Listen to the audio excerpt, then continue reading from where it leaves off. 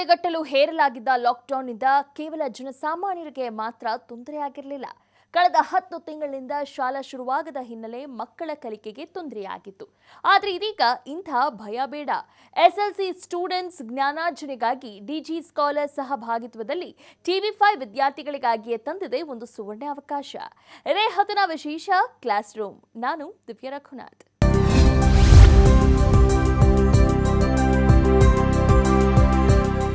ಮಕ್ಕಳೇ, ಇವತ್ತು ಜಾಗತಿಕ ಸಂಸ್ಥೆಗಳ ಬಗ್ಗೆ ಕೆಲವೊಂದು ಮಾಹಿತಿಯನ್ನ ನಿಮ್ಮ ಶಿಕ್ಷಕರು ನಿಮಗೆ ತಿಳಿಸಿಕೊಡಲಿದ್ದಾರೆ. ನೋಡಿ. Students, today we are going to learn about 10th standard social science. Let us now learn about the chapter International Institutions. Here we are going to learn about United Nations organizations, that is UNO. 20th century was a witness to 2 world wars. After the end of World War I, League of Nations was founded. This ended with the beginning of World War II. As the World War II progressed with all its violence, the demand for peace also emerged stronger. At the global level, Winston Churchill of UK, Joseph Stalin of USSR and Franklin D. Roosevelt of USA attempted to establish an international organization to ensure peace. The word United Nations was proposed by Franklin D. Roosevelt of USA, and it was used after the signing of agreement between 26 nations in January 1st, 1942. On June 26, 1945, 51 nations signed the Conference of UNO in San Francisco. Later, on October 24, 1945, United Nations Organization was officially founded. At present, 193 out of 195 countries have become the members of United Nations Organization. The membership is open to all peace-loving countries. Now, let us get to know about aims of UNO. The UN Charter is the main document of this global organization, and it has 19 chapters and 111 articles in it. It begins with the sentence, "We, people of the world community." The following are the aims of UNO: safeguarding international peace and security, fostering cooperation among nations, improving the faith in human rights, exploring solutions to various economic, sociological, cultural, and other humanity-based problems with international cooperation, providing recognition to international agreements and conditions, striving to build mutual trust and cooperation among the countries. Now, let us move on to UN affiliated bodies. UNO has 6 major affiliated bodies as per the Charter of UNO. They are General Assembly, Security Council, Economics and Social Committee, Trusteeship Committee, International Court of Justice, and Secretariat. Let us discuss about General Assembly. It is an affiliated body consisting of representatives from all the member states. Every country sends 5 representatives to this body, but every country has only one vote. The general body elects one of its members as the president for a year. Similarly, people are elected for posts of 17 vice presidents and 7 chairpersons for the 7 permanent committees. The General Assembly meetings begin around September and continue till mid-December every year. For all the important matters of approval, a 2/3 majority is mandatory. General budget is approved in the General Assembly. A special session can be convened if there are any emergency issues. We got to know about General Assembly. Now, let us discuss about UNO, Security Council. This institution is like the cabinet of UNO and it is the most influential body of the organization. It has 15 member nations, among them France, USA, UK, Russia, and China are the 5 permanent members. The remaining 10 members are elected by the General Assembly for a period of 2 years.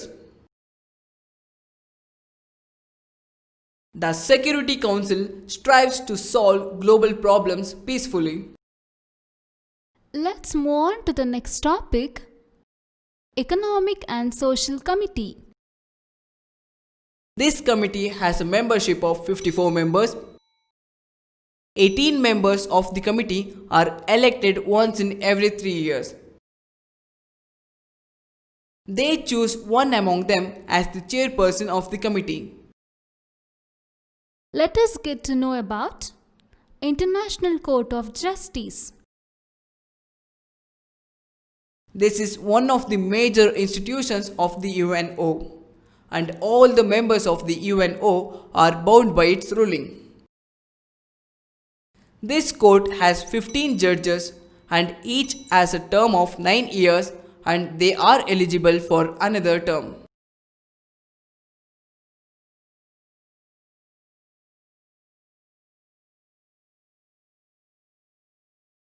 ವಿದ್ಯಾರ್ಥಿಗಳೇ, ಇಂದು ನಾವು 10ನೇ ತರಗತಿ ಸಮಾಜ ವಿಜ್ಞಾನವನ್ನು ಕಲಿಯೋಣ. ಇದರಲ್ಲಿ ಜಾಗತಿಕ ಸಂಸ್ಥೆಗಳ ಬಗ್ಗೆ ಅಧ್ಯಯನ ಮಾಡೋಣ.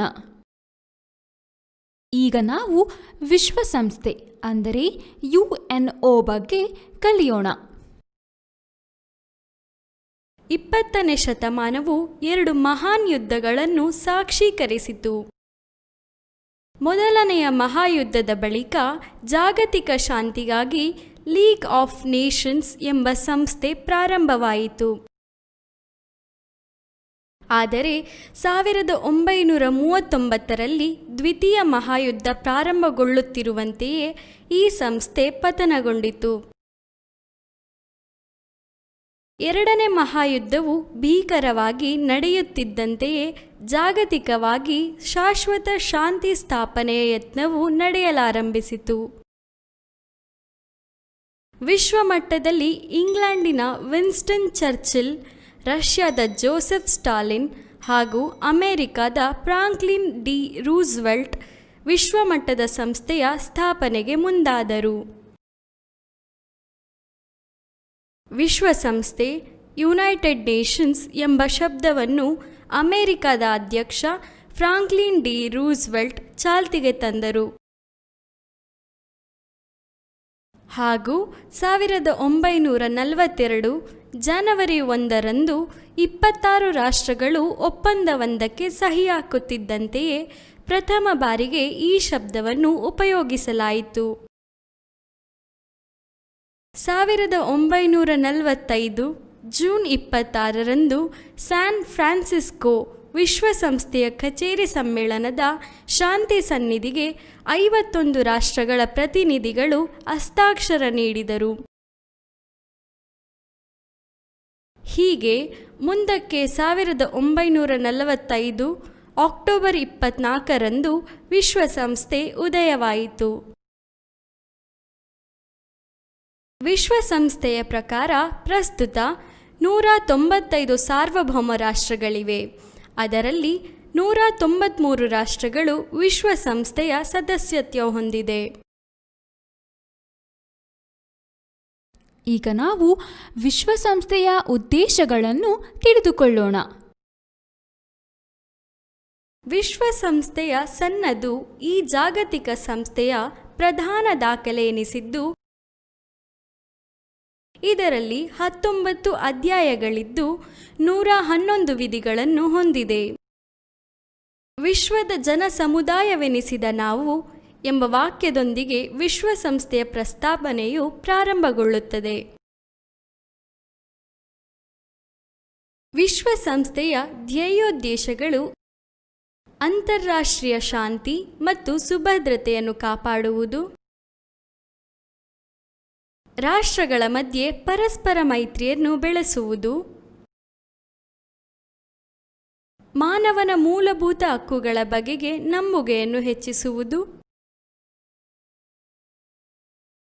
ಅಂತರರಾಷ್ಟ್ರೀಯ ಮಟ್ಟದ ಆರ್ಥಿಕ, ಸಾಮಾಜಿಕ, ಸಾಂಸ್ಕೃತಿಕ ಅಥವಾ ಮಾನವೀಯ ನೆಲೆಯ ಸಮಸ್ಯೆಗಳಿಗೆ ಅಂತರರಾಷ್ಟ್ರೀಯ ಸಹಕಾರದೊಂದಿಗೆ ಪರಿಹಾರ ಕಂಡುಕೊಳ್ಳುವುದು, ಅಂತರರಾಷ್ಟ್ರೀಯ ಮಟ್ಟದ ನ್ಯಾಯ ಹಾಗೂ ಒಡಂಬಡಿಕೆಗಳ ಷರತ್ತುಗಳಿಗೆ ಮನ್ನಣೆ ಒದಗಿಸುವುದು, ರಾಷ್ಟ್ರಗಳ ಮಧ್ಯೆ ಪರಸ್ಪರ ಸೌಹಾರ್ದತೆಯ ಕೇಂದ್ರವಾಗಿ ಕಾರ್ಯನಿರ್ವಹಿಸುವುದು. ಮುಂದಿನ ವಿಷಯ ವಿಶ್ವಸಂಸ್ಥೆಯ ಅಂಗಸಂಸ್ಥೆಗಳು. ವಿಶ್ವಸಂಸ್ಥೆಯ ಸನ್ನದು ಪ್ರಕಾರ ಒಟ್ಟು 6 ಪ್ರಧಾನ ಅಂಗಸಂಸ್ಥೆಗಳಿಗೆ ವ್ಯವಸ್ಥೆ ಮಾಡಲಾಗಿದೆ. ಅವುಗಳೆಂದರೆ ಸಾಮಾನ್ಯ ಸಭೆ, ಭದ್ರತಾ ಸಮಿತಿ, ಆರ್ಥಿಕ ಮತ್ತು ಸಾಮಾಜಿಕ ಸಮಿತಿ, ದತ್ತಿ ಸಮಿತಿ, ಅಂತರರಾಷ್ಟ್ರೀಯ ನ್ಯಾಯಾಲಯ, ಸಚಿವಾಲಯ. ಈಗ ನಾವು ಸಾಮಾನ್ಯ ಸಭೆಯ ಬಗ್ಗೆ ತಿಳಿದುಕೊಳ್ಳೋಣ. ಎಲ್ಲ ಸದಸ್ಯ ರಾಷ್ಟ್ರಗಳ ಪ್ರತಿನಿಧಿಗಳನ್ನು ಒಳಗೊಂಡ ಅಂಗಸಂಸ್ಥೆ ಇದಾಗಿದೆ. ಪ್ರತಿಯೊಂದು ಸದಸ್ಯ ರಾಷ್ಟ್ರವು 5 ಸದಸ್ಯರನ್ನು ಇದಕ್ಕೆ ಕಳುಹಿಸಿಕೊಡುತ್ತದೆ. ಆದರೆ ಪ್ರತಿ ಸದಸ್ಯ ರಾಷ್ಟ್ರಕ್ಕೆ 1 ಮತದ ಹಕ್ಕು ಮಾತ್ರ ಇರುತ್ತದೆ. ಈ ಸಾಮಾನ್ಯ ಸಭೆ ತನ್ನ ಪ್ರಥಮ ಅಧಿವೇಶನದಿಂದಲೇ 1 ವರ್ಷದ ಅವಧಿಗೆ ಓರ್ವ ಅಧ್ಯಕ್ಷನನ್ನು ಆರಿಸುತ್ತದೆ. ಅದೇ ರೀತಿ 17 ಉಪಾಧ್ಯಕ್ಷರನ್ನು ಹಾಗೂ 7 ಸ್ಥಾಯಿ ಸಮಿತಿಗಳಿಗೆ 7 ಮಂದಿ ಅಧ್ಯಕ್ಷರನ್ನು ಇಲ್ಲಿಗೆ ಆರಿಸಲಾಗುತ್ತದೆ. ಈ ಸಾಮಾನ್ಯ ಸಭೆಯ ಅಧಿವೇಶನ ಸಾಮಾನ್ಯವಾಗಿ ಸೆಪ್ಟೆಂಬರ್ ತಿಂಗಳಲ್ಲಿ ಆರಂಭಗೊಂಡು ಡಿಸೆಂಬರ್ ಮಧ್ಯಭಾಗದವರೆಗೆ ಜರುಗುತ್ತದೆ. ಎಲ್ಲ ಹೆಚ್ಚಿನ ಪ್ರಮುಖ ನಿರ್ಧಾರಗಳಿಗೆ 3/2 ಹಾಜರಾದ ಸದಸ್ಯರ ಅನುಮೋದನೆ ಅವಶ್ಯಕವಾಗಿರುತ್ತದೆ. ವಾರ್ಷಿಕ ಆಯವ್ಯಯ ಪಟ್ಟಿಗೆ ಈ ಸಾಮಾನ್ಯ ಸಭೆಯಲ್ಲಿ ಒಪ್ಪಿಗೆ ಪಡೆಯಬೇಕಾಗುತ್ತದೆ. ಯಾವುದಾದರೂ ತುರ್ತು ವಿಷಯಗಳು ಚರ್ಚೆ ನಡೆಯಬೇಕಿದ್ದರೆ ವಿಶೇಷ ಅಧಿವೇಶನ ಕರೆಯಬಹುದಾಗಿದೆ. ನಾವು ಸಾಮಾನ್ಯ ಸಭೆಯ ಬಗ್ಗೆ ತಿಳಿದುಕೊಂಡೆವು. ಈಗ ನಾವು ಭದ್ರತಾ ಸಮಿತಿ ಬಗ್ಗೆ ತಿಳಿದುಕೊಳ್ಳೋಣ. ಇದು ವಿಶ್ವಸಂಸ್ಥೆಯ ಸಚಿವ ಸಂಪುಟ ಎನ್ನುವ ಮಾದರಿಯಲ್ಲಿದ್ದು ಅತ್ಯಂತ ಪ್ರಭಾವಿ ಅಂಗವೆನಿಸಿದೆ. ಇದರಲ್ಲಿ 15 ಮಂದಿ ಸದಸ್ಯರಿದ್ದು, ಅವರ ಪೈಕಿ ಅಮೆರಿಕ ಸಂಯುಕ್ತ ಸಂಸ್ಥಾನ, ರಷ್ಯಾ, ಬ್ರಿಟನ್, ಫ್ರಾನ್ಸ್ ಹಾಗೂ ಚೈನಾ ಕಾಯಂ ಸದಸ್ಯತ್ವ ಹೊಂದಿದ ರಾಷ್ಟ್ರಗಳೆನಿಸಿವೆ. ಉಳಿದ 10 ಮಂದಿ ಹಂಗಾಮಿ ಸದಸ್ಯರನ್ನು 2 ವರ್ಷಗಳ ಅವಧಿಗೆ ಸಾಮಾನ್ಯ ಸಭೆ ಆರಿಸುತ್ತದೆ. ಜಾಗತಿಕ ಸಮಸ್ಯೆಗಳಿಗೆ ಶಾಂತಿಯುತ ಪರಿಹಾರಕ್ಕಾಗಿ ಭದ್ರತಾ ಸಮಿತಿ ಯತ್ನಿಸುತ್ತದೆ. ಮುಂದಿನ ವಿಷಯ ಆರ್ಥಿಕ ಹಾಗೂ ಸಾಮಾಜಿಕ ಸಮಿತಿ. ಈ ಸಮಿತಿಯಲ್ಲಿ 54 ಮಂದಿ ಸದಸ್ಯರಿದ್ದಾರೆ. ಇವರ ಪೈಕಿ 18 ಮಂದಿ ಸದಸ್ಯರು ಪ್ರತಿ 3 ವರ್ಷಕ್ಕೊಮ್ಮೆ ಆರಿಸಲ್ಪಡುತ್ತಾರೆ. ತಮ್ಮ ಸದಸ್ಯರ ಪೈಕಿ ಒಬ್ಬರನ್ನು ಅಧ್ಯಕ್ಷರನ್ನಾಗಿ ಆರಿಸಲಾಗುತ್ತದೆ. ಮುಂದಿನ ವಿಷಯ ಅಂತಾರಾಷ್ಟ್ರೀಯ ನ್ಯಾಯಾಲಯ. ಇದು ವಿಶ್ವಸಂಸ್ಥೆಯ ಒಂದು ಪ್ರಧಾನ ಅಂಗಸಂಸ್ಥೆ ಹಾಗೂ ಎಲ್ಲ ಸದಸ್ಯ ರಾಷ್ಟ್ರಗಳು ಈ ನ್ಯಾಯಾಲಯದ ಸನ್ನದಿಗೆ ತಮ್ಮ ಸಹಮತವನ್ನು ನೀಡಲು ಬದ್ಧರಾಗಿದ್ದಾರೆ. ಈ ನ್ಯಾಯಾಲಯದಲ್ಲಿ 15 ಮಂದಿ ನ್ಯಾಯಾಧೀಶರಿದ್ದು ಇವರ ಅಧಿಕಾರದ ಅವಧಿ 9 ವರ್ಷಗಳು ಆಗಿದ್ದು ಇವರು ಮರು ಆಯ್ಕೆಗೆ ಅರ್ಹರಾಗಿರುತ್ತಾರೆ. Students, today we are going to learn about 10th Standard Social Science. In this, let us learn about the chapter The Political Development of 20th Century. First, we will learn about the First World War. Before 1914, the powerful countries of the Europe, England, Germany, France, Italy, Austro-Hungarian Empire, and Russia were at constant war over the issue of establishing control over colonies. The industrialization and the invention of new technologies have created more competition among the European countries. The European countries had schemed to have control over each and every market of the world, including India. The complex treaties that were entered by these countries created a whole lot of complex problems related to the geographical boundaries.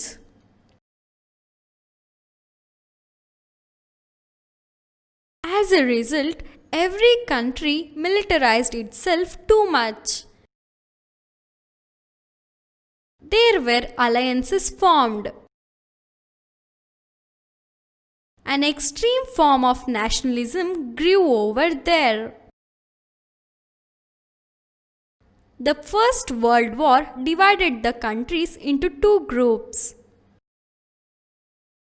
A triple entente of England, France, and Russia, a triple alliance of Germany, Italy, and Austria-Hungary. Later, Italy joined the opposite camp. Along with the war, there were changes in the group structure as well. The First World War took place between 1914 and 1918.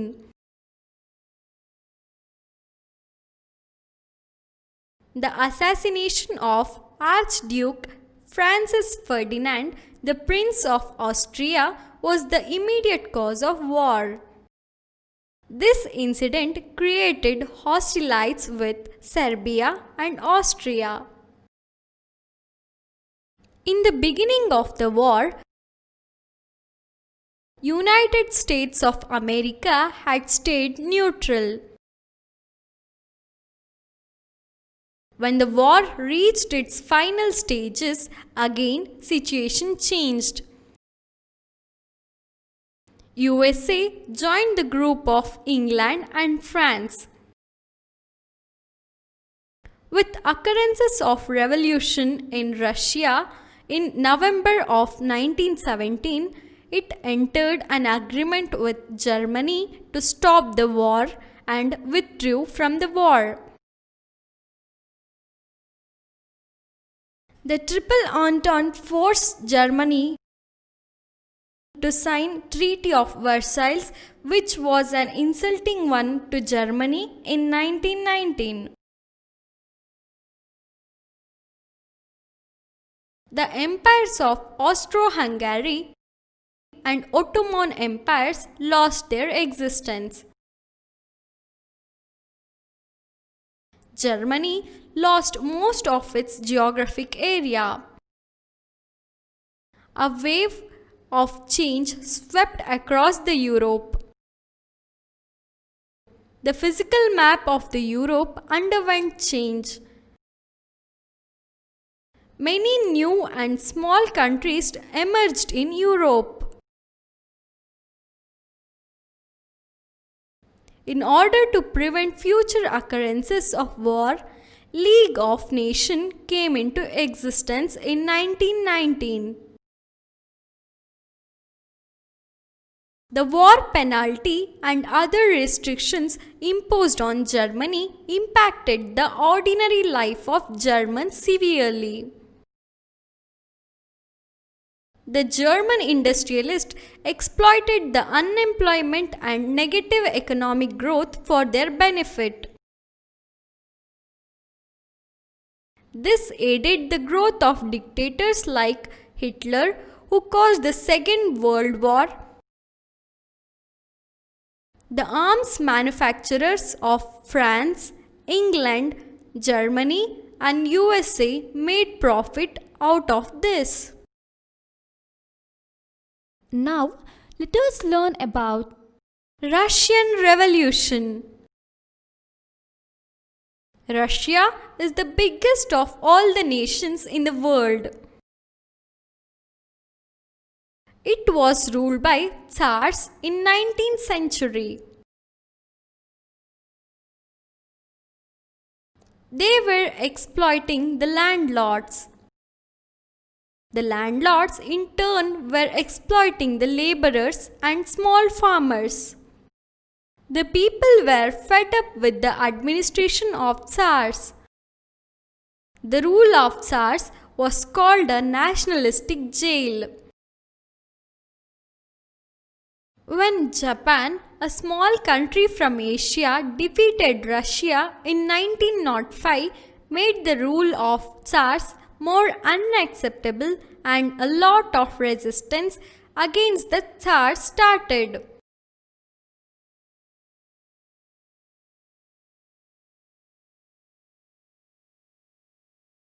ವಿದ್ಯಾರ್ಥಿಗಳೇ, ಇಂದು ನಾವು 10ನೇ ತರಗತಿ ಸಮಾಜ ವಿಜ್ಞಾನವನ್ನು ಕಲಿಯೋಣ.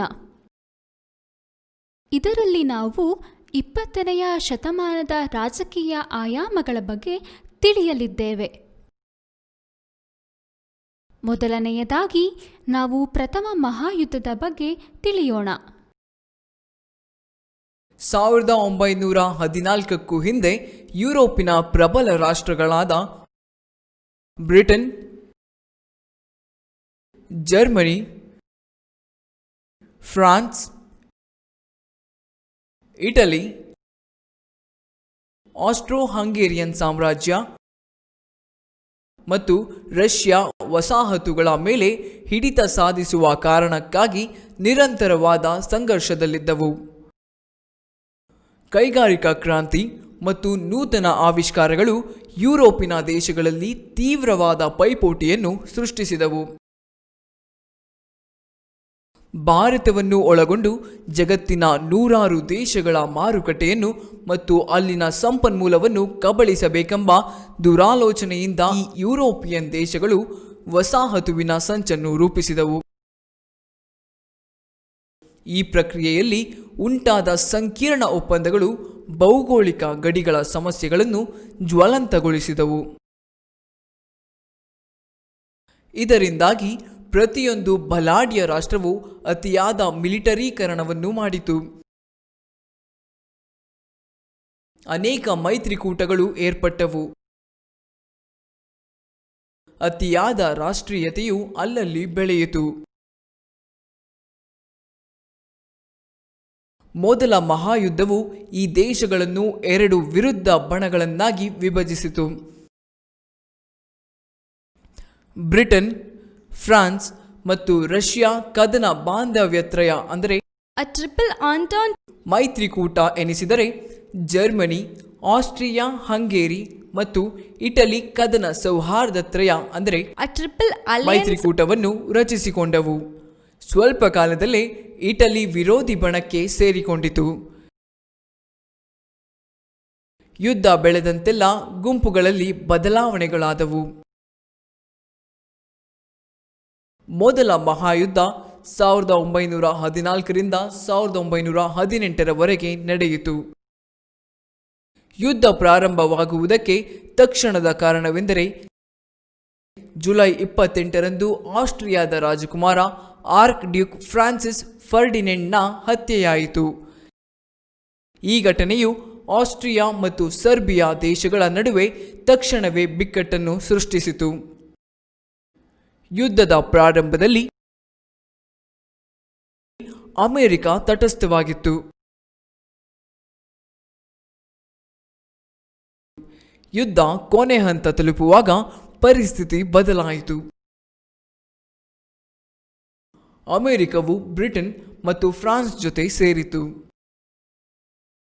November 1917ರಲ್ಲಿ ರಷ್ಯಾದಲ್ಲಿ ಸಮಾಜವಾದಿ ಕ್ರಾಂತಿ ಸಂಭವಿಸಿ ಜರ್ಮನಿಯೊಂದಿಗೆ ಯುದ್ಧ ನಿಲುಗಡೆ ಒಪ್ಪಂದವನ್ನು ಮಾಡಿಕೊಂಡು ಯುದ್ಧದಿಂದ ಹಿಂದೆ ಸರಿಯಿತು.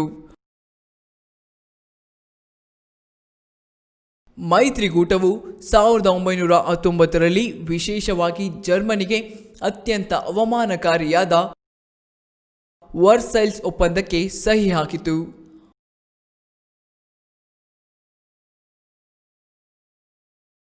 ಆಸ್ಟ್ರೋ ಹಂಗೇರಿ ಮತ್ತು ಆಟೋಮನ್ ಸಾಮ್ರಾಜ್ಯಗಳು ತಮ್ಮ ಅಸ್ತಿತ್ವ ಕಳೆದುಕೊಂಡವು. ಜರ್ಮನಿ ತನ್ನ ಹೆಚ್ಚಿನ ಪ್ರದೇಶಗಳನ್ನು ಕಳೆದುಕೊಂಡಿತು. ಯುರೋಪಿನ ಭೂಪಟವೇ ಬದಲಾಗಿ ಹೋಯಿತು.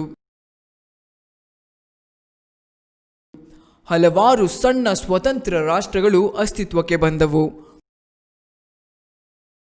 ಮುಂದಿನ ದಿನಗಳಲ್ಲಿ ಸಂಭವನೀಯ ಯುದ್ಧಗಳನ್ನು ತಡೆಯುವ ದೃಷ್ಟಿಯಿಂದ ರಾಷ್ಟ್ರಸಂಘ ಅಂದರೆ ಲೀಗ್ ಆಫ್ ನೇಷನ್ಸ್ 1919ರಲ್ಲಿ ರಚನೆಯಾಯಿತು.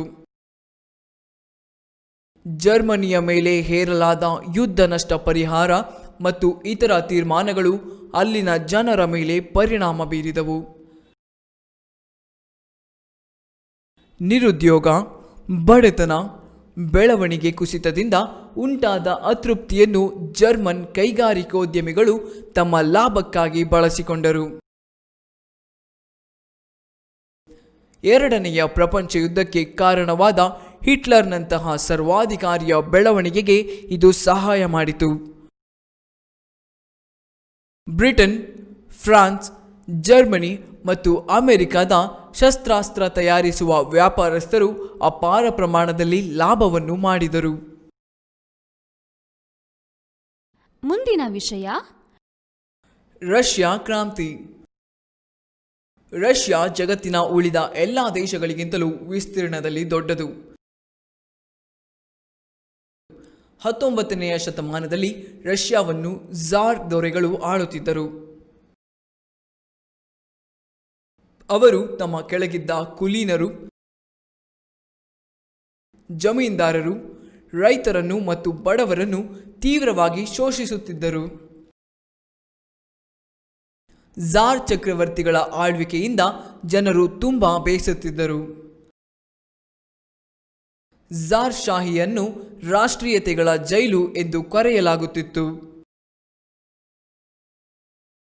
1905ರಲ್ಲಿ ಜಪಾನ್ನಂತಹ ಪುಟ್ಟ ದೇಶ ರಷ್ಯಾವನ್ನು ಸೋಲಿಸಿದ್ದು ದೇಶದೊಳಗೆ ಝಾರ್ ದೊರೆಗಳ ವಿರುದ್ಧ ವ್ಯಾಪಕವಾದ ಪ್ರತಿರೋಧವನ್ನು ಎಬ್ಬಿಸಿತು.